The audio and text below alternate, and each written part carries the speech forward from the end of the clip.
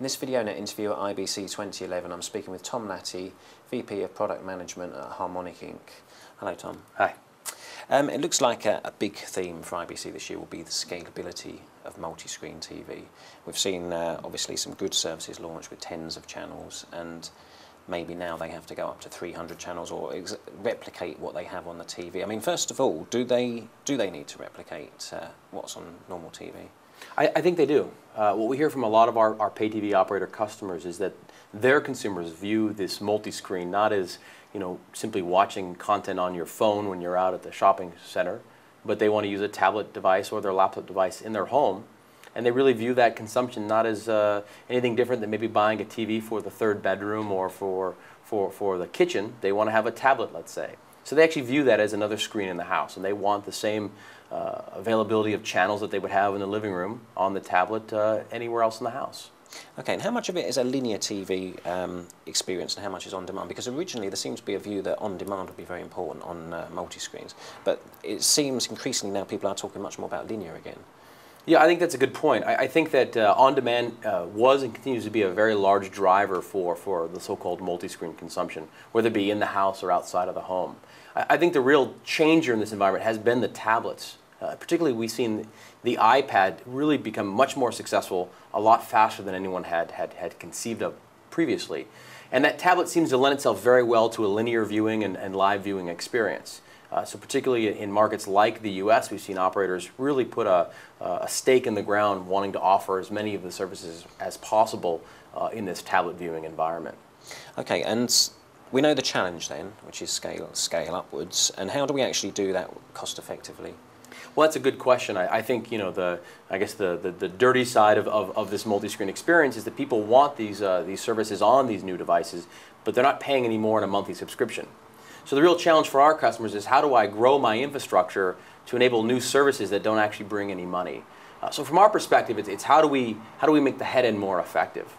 We would contend, by the way, we've been in a bit of a multi-screen reality already over the last 10 years as our customers deliver both SD and HD to their consumers. It is in fact a multi-screen type of operation.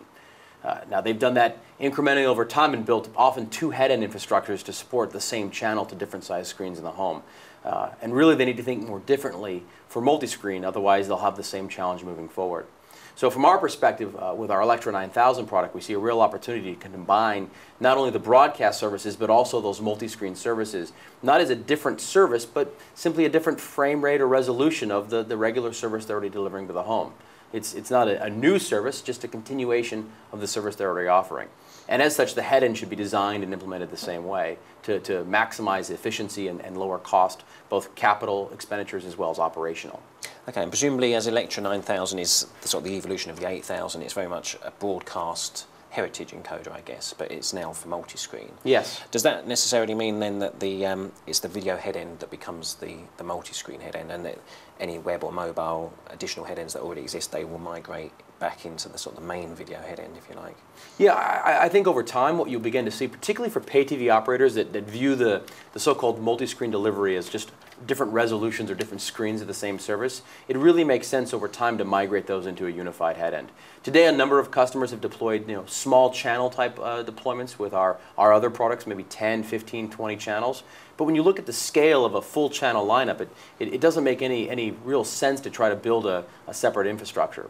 So really the multi-screen challenge, we believe, is actually a bit easier to solve than the broadcast challenge. Single codec, single bit rates, none of this StatMux, MPEG-2 or MPEG-4. So really augmenting our broadcast product with our multi-screen capability is we think, a much easier challenge for us to scale than going the other way of turning a multi-screen product into a full broadcast product.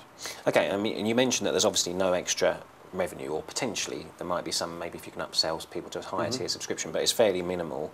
I mean, are you offering us the economic game changer that's required then to really scale up to simulcast in all channels right across all screens?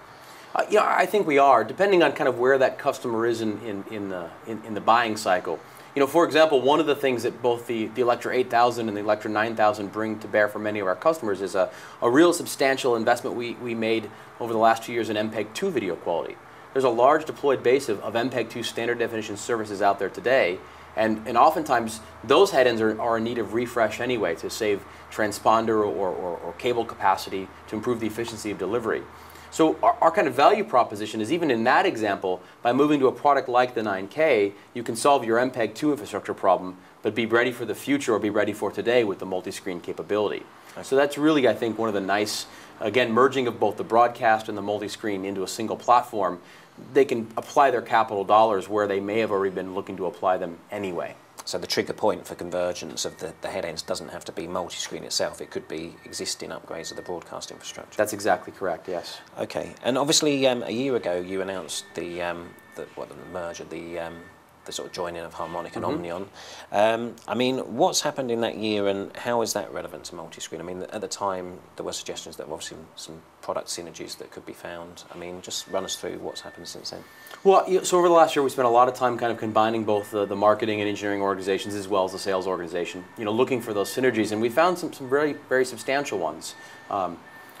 First, from a product perspective, the media grid storage system, which was really focused on high availability, high performance storage for production environments, we found in our evaluation that performance characteristic and that scale out characteristic fits very, very well for multi-screen, where you have a high demand on throughput for on-demand services. So kind of coupled with our file-based transcoding workflows, media grid and the carbon product go very well to solve a relatively unique challenge in the market. From a spectrum playout perspective, again, we have a similar benefit where many of those content provider customers are looking to play out differentiated linear versions for multi-screen. So there, again, we're able to bring to bear to those customers more of the Harmonic portfolio to add value.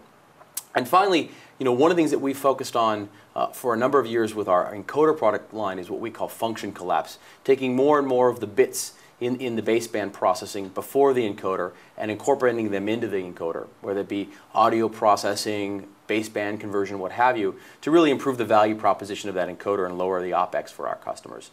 And what you'll see from us over the next probably 12 months is taking those same kind of strategies in the Spectrum product, both for playout and ingest. Again, seeing where we can add value from adjacent technologies and embed them into the products to really add more value for our customers. Okay, well, we'll come back in another year at IBC and we'll see what's happened next. Look forward to it. Tom, thanks very much for your time. You're welcome.